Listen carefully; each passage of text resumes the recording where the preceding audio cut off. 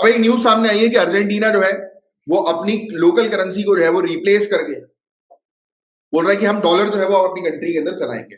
क्यों चलाएंगे डॉलर अपनी कंट्री के अंदर? क्योंकि उस कंट्री में हाइपर इन्फ्लेशन है। हाइपर इन्फ्लेशन का मतलब अति मुद्रा फीसदी। क्या होता है? इन्फ्लेशन मतलब महंगाई। हाइपर इन्फ्लेशन मतलब महंगाई अति में हो रही है वहां पर। जैसे कि New Zealand, if I am not wrong, New Zealand के बारे में शायद आपको जो पता होगा कि वहां पर अगर आपको किसी चीज को परचेज करना है तो ठेला भरकर पैसे लेकर जाया जाता है एक ब्रेड को परचेज करने के लिए।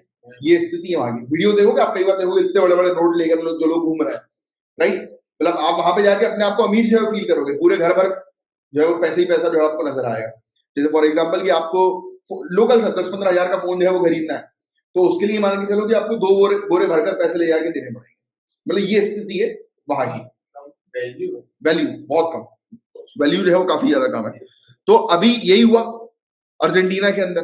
तो वहां पर हम लोग को जो है वो देखने को मिल रहा है कि हाइपर इन्फ्लेशन, महंगाई जो है वो काफी ज्यादा हो गई उनकी। अब देखो, किसी कंट्री के अंदर महंगाई ज्यादा हो रही है मतलब लोकल करेंसी का यूज जो है वो काफी ज्यादा हो रहा है। तो अब ये सोच रहे हैं कि भाई अब हमें वो चीज जो है वो नहीं करना है, क्योंकि मनी का सर्कुलेशन एक बहुत ज्यादा लेवल पर एक कंट्री के लिए नुकसानदायक हो जाता है, राइट? डिमांड और सप्लाई की जो हम लोग जो है बात करते हैं, तो वो वाला चीज है वो इकोनॉमिक्स में और बेसिक से आपको जो है वो कवर अप कराऊंगा। अभी के लिए ध्यान रखो कि अर्जेंटीना के अंदर महंगाई अति में बढ़ गई।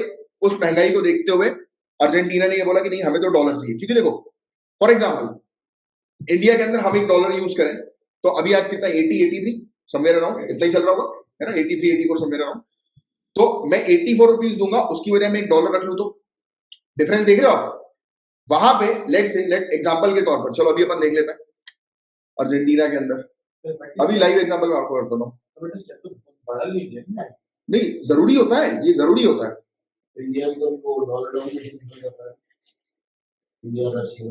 अच्छा, पता है आपको इंडिया एक अर्जेंटीना पीसो, पीसो उसकी करेंसी है, is equal to 0.23 Indian rupees. समझ रहे हो? 20 पैसा हमारे यहाँ। वहां का एक जो करेंसी है 1 रुपए, जैसे वहां की 1 रुपए, हमारे यहाँ के 20 पैसे। सोचो आप कि कितना डिफरेंस। अब डॉलर का आ जाता है। चलो Argentina currency to US dollar 0.0028 US dollar. सोचो आप, 0.0028 यूएस डॉलर। बाप रे! मतलब ये मान के चलिए आप कि एग्जाम्पल के तौर पर, जैसे मैं फॉर एग्जाम्पल 100 रुपए की, 1000 रुपए की बात करूं, तो $2 में 1000 वहां के रुपए रिप्लेस हो रहा है। तो आप समझ रहे हो कितना, मतलब एक व्यक्ति कितना पैसा लेके जा रहा है, तब जाकर उसको जो है वो, जैसे मैंने 1000 रुपए यहाँ पे डाले, ठीक है? अब जैसे अपन 1 लाख के फोन की बात करते हैं, तो कोई व्यक्ति 1 लाख रुपए का फोन लेने जाए, या चलो 1 लाख के और आगे 10 लाख कर देते हैं, ठीक है? चलो 1 करोड़ कर दिया मैंने, ठीक है? आप मार्केट में 1 करोड़ रुपए लेके जाओगे तो आपको जो है $27,661 की वैल्यू का जो है वो कंपैरिजन है। यानी कि 1 करोड़ रुपए लेके जाओगे तो आप $27,661 के बराबर है 1 करोड़ रुपए वहां का। तो आप सोच रहे हो, एक व्यक्ति अगर ठेले भर के पैसा लेकर जाएगा तब जाकर उसको कुछ बेसिक चीज जो है वो मिल पाएगी।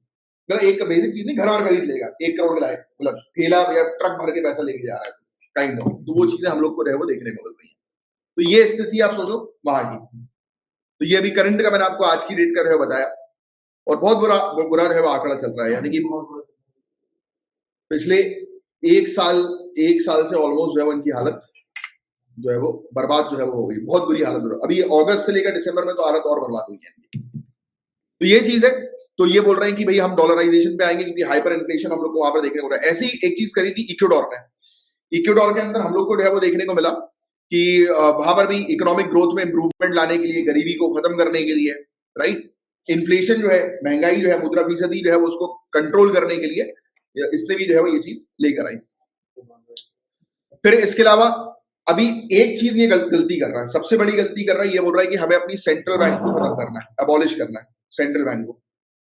अब सेंट्रल बैंक को आप अबॉलिश कर दोगे तो ये तो बहुत बेकार कदम है, राइट? फिर आप कैसे अपने मॉनेटरी पॉलिसीज को जो है वो डिफाइन करोगे? क्योंकि जैसे एग्जांपल के तौर पर किसी भी कंट्री के अगर सेंट्रल बैंक, हमारी सेंट्रल बैंक कौन सी है? आरबीआई। तो किसी भी कंट्री के अंदर सेंट्रल बैंक अगर चली है तो सोचो कितना नुकसान जो है वो हो सकता है, राइट?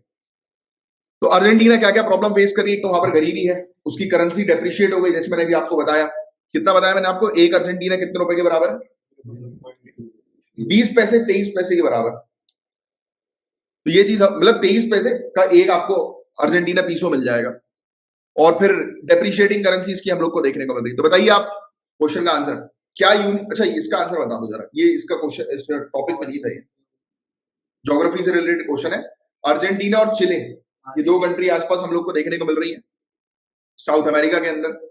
एंडीज माउंटेन है ना, एंडीज माउंटेन्स है, D D is the correct answer, very good, D is the correct answer.